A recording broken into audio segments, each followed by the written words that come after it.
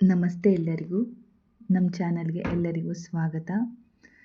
ಇವತ್ತು ನಾನು ಒಂದು ಕಥೆನ ನಿಮ್ಮ ಮುಂದೆ ಇಡ್ತಾ ಇದ್ದೀನಿ, ತಾಯಿ ಮತ್ತು ಮಗ ಅಂತ.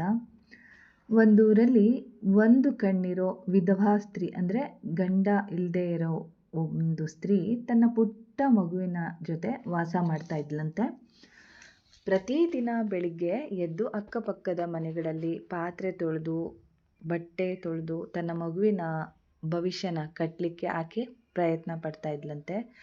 ಹೀಗೆ ಕಾಲ ಉಳ್ತಾ ಇತ್ತು. ಮಗು ಬೆಳೆದು ದೊಡ್ಡವನಾಗ್ತಾ ಬಂದಂತೆ. ಮಗು ತಾಯಿ ಹತ್ರ ಕೇಳ್ತಂತೆ, ಅಮ್ಮ ನಿನ್ನ ಒಂದು ಕಣ್ಣಿಗೆ ಏನಾಯಿತು ಅಂತ ಕೇಳ್ತಾನಂತೆ. ಏನೋ ಒಂದು ಸುಳ್ಳು ಹೇಳಿ ತಪ್ಪಿಸ್ಕೊಳ್ತಾ ಇದ್ಲಂತೆ ಆ ತಾಯಿ. ಆ ತಾಯಿಗೆ ತನ್ನ ಮಗ ತಾನು ಪಟ್ಟ ಕಷ್ಟನ ಪಡ್ದೇನೆ ಜೀವನದಲ್ಲಿ ಒಬ್ಬ ಶ್ರೀಮಂತ ಆಗಬೇಕು ಅನ್ನೋ ಆಸೆ ತುಂಬಾ ಇತ್ತಂತೆ. ಅದು ಹಾಗೆ ಬೇರೂರು ಬಿಟ್ಟಿತ್ತಂತೆ. ಅದಕ್ಕಾಗಿ ಮಗನಿಗೆ ಯಾವುದಕ್ಕೂ ಕೂಡ ಕೊರತೆ ಬರದೆ ಇರೋ ಥರ ನೋಡ್ಕೊಳ್ತಾ ಇದ್ಲಂತೆ. ಮಗು ಹಠ ಮಾಡ್ತಂತ ಅವರಿವರ ಬಳಿ ಸಾಲ ಮಾಡಿ ಸೈಕಲನ್ನು ಕೊಡಿಸಿದ್ಲಂತೆ. ಹೀಗಿರುವಾಗ ಒಂದು ದಿನ ತಾಯಿ ತನ್ನ ಮಗನ ಶಾಲೆಗೆ ಹೋಗ್ಬಿಟ್ಟು ಮಗು ಹೇಗೆ ಓದ್ತಾ ಇದ್ದಾನೆ ತನ್ನ ಮಗ ಅಂತ ಟೀಚರ್ಸ್ ಜೊತೆ ಮಾತಾಡೋಕ್ಕೆ ಅಂತ ಹೋಗಿದ್ಲಂತೆ. ಮಾತಾಡ್ಕೊಂಡು ಬಂದ್ಲಂತೆ. ಸಂಜೆ ಮನೆಗೆ ಬಂದಾಗ ಮಗ ಜೋರಾಗಿ ಕಿರ್ಚ್ಕೊಂಡು ರಂಪಾಟ ಮಾಡಿದ್ನಂತೆ, ಹಠ ಮಾಡಿದ್ನಂತೆ. ಆ ತಾಯಿ ಮಗನಲ್ಲಿ ಯಾಕಪ್ಪ ಏನಾಯಿತು ಅಂತ ಕೇಳ್ತಾಳೆ. ಆವಾಗ ಅವನು ಹೇಳ್ತಾನೆ, ಅಮ್ಮ ನೀನಿನ್ನು ನನ್ನ ಸ್ಕೂಲಿಗೆ ಬರಬೇಡಮ್ಮ, ನನ್ನ ಫ್ರೆಂಡ್ಸ್ ಎಲ್ಲ ನಿನ್ನ ಒಂದು ಕಣ್ಣನ್ನು ನೋಡಿಬಿಟ್ಟು ತಮಾಷೆ ಮಾಡ್ತಾರೆ ಅಂತ ಹೇಳಿಬಿಟ್ನಂತೆ. ತಾಯಿಗೆ ಮನಸ್ಸೊಳಗಡೆ ತುಂಬ ದುಃಖ ಆಯಿತು. ಯಾರಿಗೇ ಆದರೂ ಈ ಥರ ಹೇಳಿದಾಗ ನೋವಾಗುತ್ತೆ ಅಲ್ವಾ. ತನ್ನ ಮಗುವಿಗೆ ನಾಚಿಕೆ ಆಗಬಾರ್ದು ಅನ್ನೋ ಒಂದು ಕಾರಣಕ್ಕೋಸ್ಕರ ಅವಳಿನ ಮುಂದೆ ಸ್ಕೂಲಿಗೆ ಹೋಗಲ್ಲ ಅಂತ ಡಿಸೈಡ್ ಮಾಡಿದ್ಲಂತೆ. ಹಾಗೆ ಮಗನಿಗೂ ಕೂಡ ಅದನ್ನು ಹೇಳ್ತಾಳೆ. ಮಗು ಬೆಳೆದ್ಬಿಟ್ಟು ಕಾಲೇಜ್ ಸೇರಿಕೊಂಡ. ಈಗ ತನಗೆ ಬೈಕ್ ಬೇಕು ಅಂತ ಹಠ ಮಾಡಿದ್ನಂತೆ. ಕೈಯಲ್ಲಿ ಒಂದು ಪೈಸೆ ದುಡ್ಡಿಲ್ಲ ಆ ತಾಯಿ ಹತ್ರ. ತನ್ನ ಕತ್ತಿನಲ್ಲಿದ್ದ ಸರವನ್ನು ಕೂಡ ಮಾರಿ ಮಗನಿಗೊಂದು ಬೈಕನ್ನು ತೆಕ್ಕೊಡ್ತಾಳಂತೆ. ಮಗ ಕಾಲೇಜ್ ಮುಗಿಸಿ ಒಂದು ಕಂಪ್ನಿಯಲ್ಲಿ ಕೆಲಸಕ್ಕೆ ಸೇರಿಕೊಳ್ತಾನೆ. ಒಳ್ಳೆ ಜಾಬ್ ಆಗುತ್ತೆ ಅವನಿಗೆ, ಹಾಗೆ ಒಳ್ಳೆ ಸ್ಯಾಲ್ರಿ ಕೂಡ ಬರ್ತಾ ಇರುತ್ತಂತೆ. ಇನ್ನು ತನ್ನ ಮಗನಿಗೊಂದು ಮದುವೆ ಮಾಡಿಸಿ ತನ್ನ ಕರ್ತವ್ಯದಿಂದ ಮುಕ್ತಿ ಪಡೆಯೋಣ ಅಂತ ಅವಳು ಅಂದ್ಕೊಂಡ್ಲಂತೆ.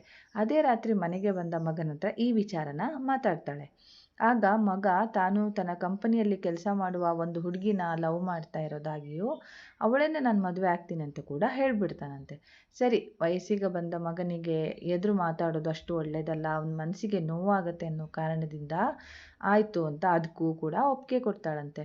ಮಗನ ಇಚ್ಛೆಯಂತೆ ಅದೇ ಹುಡುಗಿ ಜೊತೆ ಕೂಡ ಮದುವೆ ಆಯಿತು. ಒಂದು ಮೊದಲು ಎಲ್ಲ ಸರಿಯಾಗೇ ಇತ್ತು, ಸೊಸೆ ಚೆನ್ನಾಗೇ ಇದ್ಲಂತೆ. ಸ್ವಲ್ಪ ದಿನ ಕಳೀತಾ ಇದ್ದಂಗೆ ಬೇರೆ ಮನೆ ಮಾಡೋಣ ಅಂತ ಅವಳ ಗಂಡಂಗೆ ಕಿವಿ ಚುಚ್ಚೋಕ್ಕೆ ಶುರು ಮಾಡಿದ್ಲಂತೆ.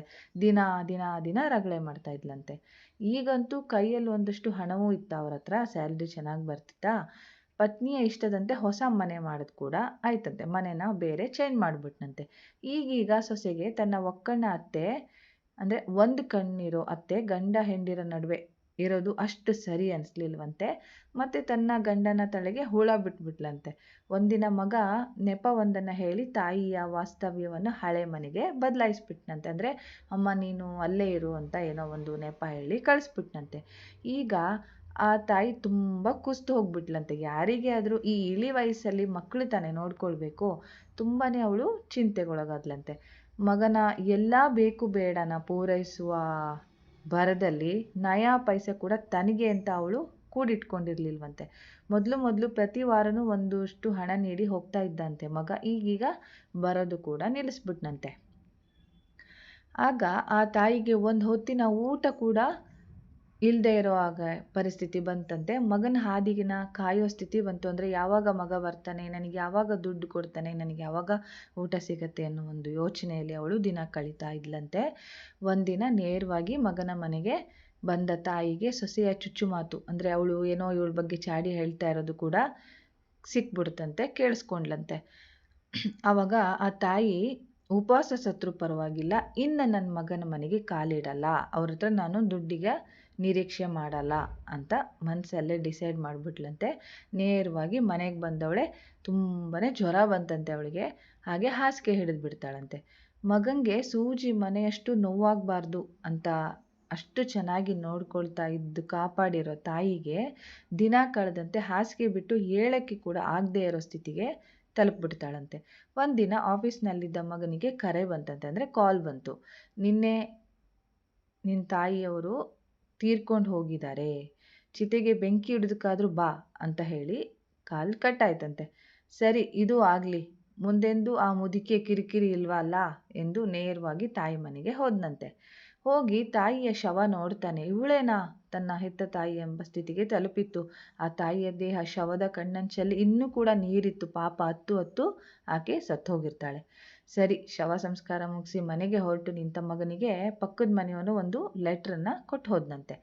ಕಾಗದ ತೆಗೆದು ನೋಡಿದ ಮಗನಿಗೆ 100 ಸಿಡ್ಲು ಒಂದೇ ಕ್ಷಣದಲ್ಲಿ ಬಡದಂಥ ಅನುಭವ ಆಯ್ತಂತೆ. ಆ ಕಾಗದದಲ್ಲಿ ಏನು ಬರೆದಿತ್ತು ಅಂದರೆ, ಮಗನೇ, ನಾನಿನ್ನೂ ಹೋಗ್ತೇನೆ, ಆದರೆ ನನ್ನ ಒಂದು ಕಣ್ಣು ಏನಾಯಿತು ಅಂತ ನೀನು ಚಿಕ್ಕವನಿದ್ದಾಗಿಂದನೂ ಕೇಳ್ತಾ ಇದ್ದೀಯಲ್ಲ, ಆದರೆ ಇನ್ನೂ ಕೂಡ ಚಿಕ್ಕ ಮಗುವಾಗಿದ್ದ ನಿನ್ನ ಮನಸ್ಸು ನೋಯಿಸಬಾರ್ದು ಅಂತ ಏನೇನೋ ಸುಳ್ಳು ಹೇಳ್ತಾ ಇದ್ದೆ.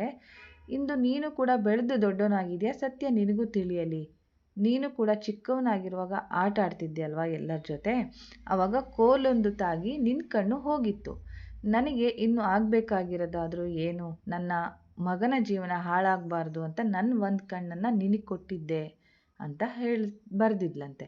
ಇಂದು ನಿನಗೆ ಈ ಒಕ್ಕಣ್ಣ ತಾಯಿ ಬೇಡವಾದೆ, ಪರವಾಗಿಲ್ಲ, ಆದರೆ ನಂದೊಂದು ಪುಟ್ಟ ಕೋರಿಕೆ ಇದೆ. ನನ್ನ ಆ ಕಣ್ಣಿನಲ್ಲಿ ಎಂದಿಗೂ ನೀರು ಬರಬಾರ್ದೆಂದು ಬರೆದಿತ್ತಂತೆ. ಆಗ ಮಗನಿಗೆ ಅರಿಯದಂತೆ ಕಣ್ಣಲ್ಲಿ ತುಂಬನೇ ಧಾರಾಕಾರವಾಗಿ ನೀರು ಇಳಿಯೋಕ್ಕೆ ಶುರುವಾಯಿತು. ದಗದಗನೆ ಉರಿತಾ ಇರೋ ತಾಯಿಯ ಚಿತೆಯನ್ನೇ ನೋಡುತ್ತಾ ನಿಂತ ಮಗನಿಗೆ ತಾಯಿಯ ಕಾಲು ಕೆಳಗೆ ಬಿದ್ದು ಅಳಬೇಕಂತ ಅನಿಸ್ತಂತೆ. ಆದರೆ ಕಾಲ ಮೀರಿ ಹೋಗಿತ್ತು. ಆ ಮಹಾದಾನಿ ಅಂದರೆ ತಾಯಿ ಈ ಭೂಮಿಯಿಂದ ಬಹುದೂರ ಸಾಗ್ಬಿಟ್ಟು ಗಗನದಲ್ಲಿ ಮಿನುಗುವ ತಾರೆಯಂತೆ ಹೊಳೆಯೋಕ್ಕೆ ಶುರುವಾದ್ಲು. ಅಂದರೆ ಇದರಲ್ಲಿ ನೋಡಿ, ನಾವೇನು ತಿಳ್ಕೊಳ್ಬೇಕು ಅಂದರೆ, ಒಂದು ತಾಯಿ ತನ್ನ ಮಕ್ಕಳಿಗೋಸ್ಕರ ಏನು ಬೇಕಾದರೂ ಮಾಡ್ತಾಳೆ, ಎಂಥ ತ್ಯಾಗ ಬೇಕಾದರೂ ಮಾಡ್ತಾಳೆ. ಆದರೆ ಆ ಮಕ್ಕಳಿಗೆ ಅದರ ಅರಿವು ಇರಲ್ಲ. ಕೆಲವು ಮಕ್ಕಳಿಗೆ ತಾಯಿನ ಅಸಡ್ಡೆಯಾಗಿ ನೋಡೋದಾಗಲಿ, ನೆಗ್ಲೆಕ್ಟ್ ಮಾಡೋದಾಗಲಿ, ಅಥವಾ ಕಂಪೇರ್ ಮಾಡೋದಾಗಲಿ ಬೇರೆಯವ್ರ ತಾಯಿ ಜೊತೆ, ಈ ಥರ ಎಲ್ಲ ಮಾಡೋಕ್ಕೆ ಶುರು ಮಾಡ್ತಾರೆ. ನಮ್ಮ ತಾಯಿ ಯಾವತ್ತಿದ್ರೂ ನಮ್ಮ ತಾಯಿನೇ. ಅವಳು ಹುಚ್ಚಿಯಾಗಿರಲಿ, ಕುರುಡಿ ಆಗಿರಲಿ, ಕಿವುಡಿ ಆಗಿರಲಿ, ಅಥವಾ ಅಬ್ನಾರ್ಮಲ್ ಆಗಿರಲಿ, ಏನೇ ಆಗಿದ್ರೂ ನಮ್ಮ ತಾಯಿನೇ. ಯಾಕಂದರೆ 9 ತಿಂಗಳು ಹೆತ್ತು ಹೊತ್ತು ಸಾಕಿರ್ತಾರೆ. ಅಂಥ ತಾಯಿನ ನಾವು ಯಾವುದೇ ಒಂದು ಕೆಟ್ಟ ಭಾವನೆ ಬೆಳೆದೇ ಇರೋ ಹಾಗೆ ನಾವು ನೋಡ್ಕೊಳ್ಬೇಕು. ಹಾಗೆ ಅವ್ರನ್ನ ಯಾರ ಜೊತೆನೂ ಕಂಪೇರ್ ಮಾಡೋದು ಕೂಡ ತುಂಬಾ ತಪ್ಪು. ತಾಯಿನ ಯಾವಾಗಲೂ ಗೌರವಿಸಬೇಕು, ಹಾಗೆ ಚೆನ್ನಾಗಿ ಕೂಡ ನೋಡ್ಕೊಳ್ಬೇಕು. Thank you.